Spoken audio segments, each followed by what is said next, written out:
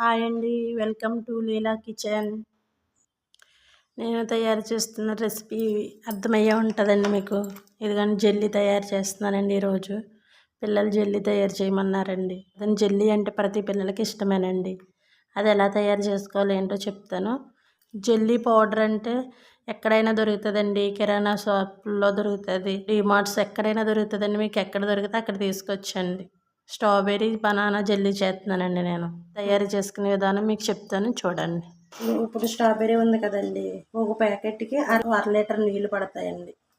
1/2 litre అంటే 2 packets చేస్తున్నాను కదండి, అందుకని లీటర్ నీళ్ళు పడతాయండి. ఇదిగోండి నేను 2 కప్స్లో వేసేసుకున్నాను.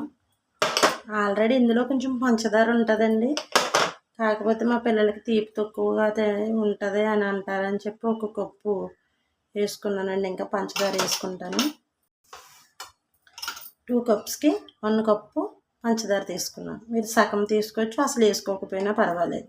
నేనైతే తీసుకున్నానండి 1 కప్పు. బౌల్లో వేసేసుకోవచ్చండి 1 కప్పు.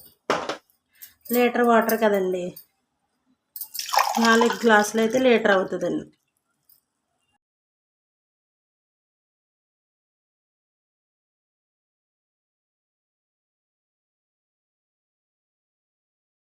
మీరు దేనితోటైనా తీసుకొచ్చండి. లీటర్ వాటర్ తీసుకోవాలి. 1 ప్యాకెట్ అయితే 1/2 లీటరు, 2 ప్యాకెట్లు అయితే లీటర్ అండి. ఇప్పుడు ఇది గ్యాస్ మీద పెట్టుకుని పంచదార కరిగేంత వరకు వేడి చేసుకుందాం. గ్యాస్ వెలిగించుకుందామండి. ఈ పంచదార కరిగేంత వరకు హైలో పెట్టుకోవచ్చండి, పర్వాలేదు. గ్యాస్ హైలో పెట్టుకుని స్పూన్ పెట్టుకొని కొంచెం తిప్పుకుంటే పంచదార కరుగుతుందండి. ఇలా పెద్ద కష్టమేమి ఉండదండి చేసుకోవడం, చాలా సింపుల్. 1 ప్యాకెట్కి 1/2 లీటరు, 2 ప్యాకెట్లకి లీటరు.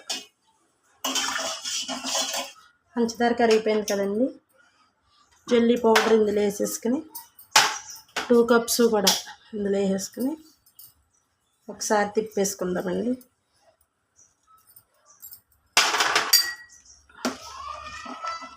అదిగోండి, ఈ ఫుడ్ కలర్లో అవి ఇవి ఏమి వేయక్కర్లేదండి. ఆ పౌడర్ కొనుక్కు తెచ్చుకుంటే సరిపోతుంది, అంతే. ఇంకేమి మనము పంచదార వేసుకోవాలి, అది ఒకవేళ ఇష్టమైతే వేసుకోవచ్చు, లేకపోతే లేదు.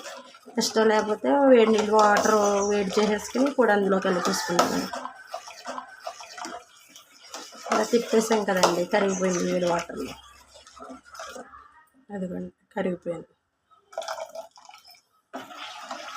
ఇప్పుడు గ్యాస్ ఆఫ్ చేసేసుకుని ఇది చల్లారిన తర్వాత ఫ్రిడ్జ్లో పెట్టుకుందాం. ఇవ్వండి చల్లారిపోయింది. ఆ వాటర్ చల్లారిపోయాక ఇందులో పోసుకున్నాను. ఇది ఫ్రిడ్జ్లో పెట్టుకుందామండి. డీప్లో పెట్టకూడదండి, కింద పెట్టాలి. 2 అవర్స్ అయ్యిందండి. అయిన తర్వాత ఫ్రిడ్జ్లోంచి తీసాను, అది ఎలా వచ్చిందో చూద్దామండి.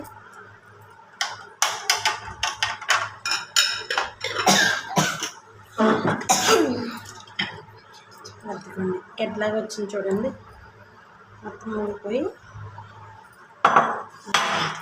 ఇందులో ఉంది చూసారా స్ట్రాబెర్రీ, అదిగోండి జెల్లీ అలా వస్తుందండి. ఇది కూడా జెల్లీ పౌడర్, అదిగోండి చూడండి ఎంత బాగుందో, చూపిస్తాను.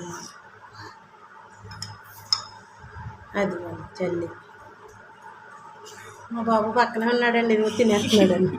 ఇది కదా ఇలా చేసుకోవాలండి జెల్లీ, పెద్ద కష్టమేమి కాదండి.